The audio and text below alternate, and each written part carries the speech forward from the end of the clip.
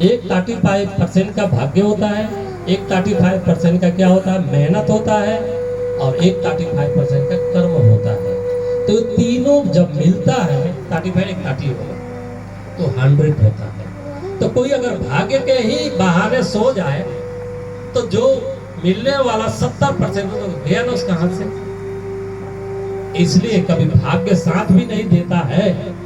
तो ये शास्त्र में बताया गया कि पुनः बारंबार प्रयत्न करे, कोशिश करे, अपने काम को यत्न करे और उसमें सावधानी, एकदम सावधान होकर करे कि कहीं न कहीं इसका गलत हो रहा है। मानो एक बड़ा ड्राम है, ड्राम पानी भरने के हम तो बारंबार बाल्टी से पानी भरते जा रहे हैं, कभी वो भर नहीं रहा है। क्यों नहीं भर रहा है? इसका कारण है, बिना कारण के तो हो नहीं सकता।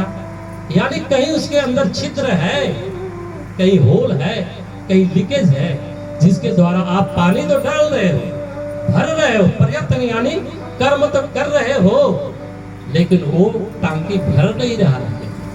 नहीं भर रहा है, इसका मतलब क्या हुआ कि कहीं हमारे प्रारब्ध में गड़बड़ है। इसके लिए कर्म तो कर रहे हो, बाल्टी बाल्टी पानी डालना कर्म हुआ, और बड़ा सा पात्र मिला, तुम्हारा भाग्य है। लेकिन उसमें कुछ कमी आ गई, यानी ये प्रारब्ध का कोई कमी है।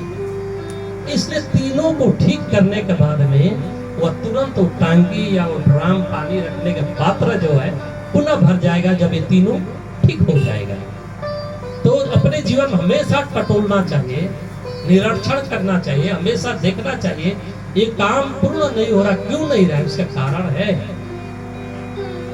हेरिया छेरे कराना है तो कराओ, अलग है, लेकिन वो भी क्या कर सकते हैं, सिर्फ एक भगवान से विनती कर सकते हैं, जो उनके इष्ट देवता उनसे विनती ही कर सकते हैं, लेकिन आपके भाग्य को वो बदल नहीं सकते। इसलिए जानना चाहिए कि हम कर्म करें और प्रयत्नशील होकर करें, और ऐसे सुकर्म करें जिससे प्रारब्ध क्या बने, सुंदर बने। ये नहीं कि हाँ हस्त रेखा में जो रेखा जन्म से ही आ गया, मेरा जीवन ऐसा ही जाए, ऐसा नहीं है। ये आज बात याद कर लेना भांजे, तुमने कहा कर्म किया, सही किया, लेकिन सिर्फ 35% ही है इसमें, बाकी 65% प्रारब्ध, गुरु कृपा, भगवान की कृपा, ये सारे हैं। कृपा भी होना जरूरी है। कितने लोग कितने मेहनत करते हैं, पैसा आता है क्या? कोई 1 रुपया लगाता है, वो 1 रुपया भी चला जाता है। कोई 1 रुपया लगाता है, 100 रुपया आ जाता है। मेहनत तो वो भी कर रहा है, मेहनत वो भी कर रहा है, आपसे कहीं ज्यादा वो मेहनत कर रहा है।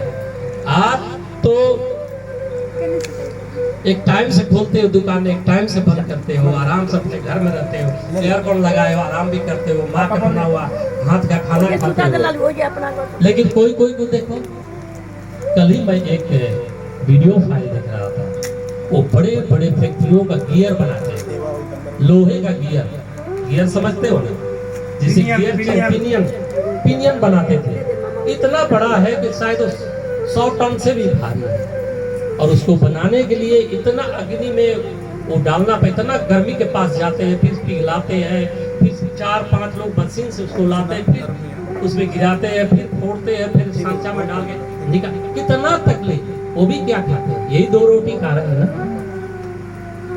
तो ये समझो आप, वो भी लोग ऐसे संसार के, वो भी 2 ही रोटी खाने के लिए इतने प्रयत्न कर रहे हैं। वो कोई सोने चांदी की रोटी नहीं खाएंगे,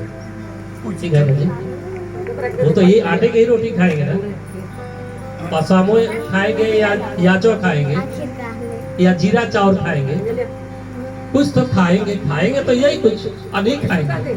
सोने चांदी तो कोई खा नहीं सकता, लेकिन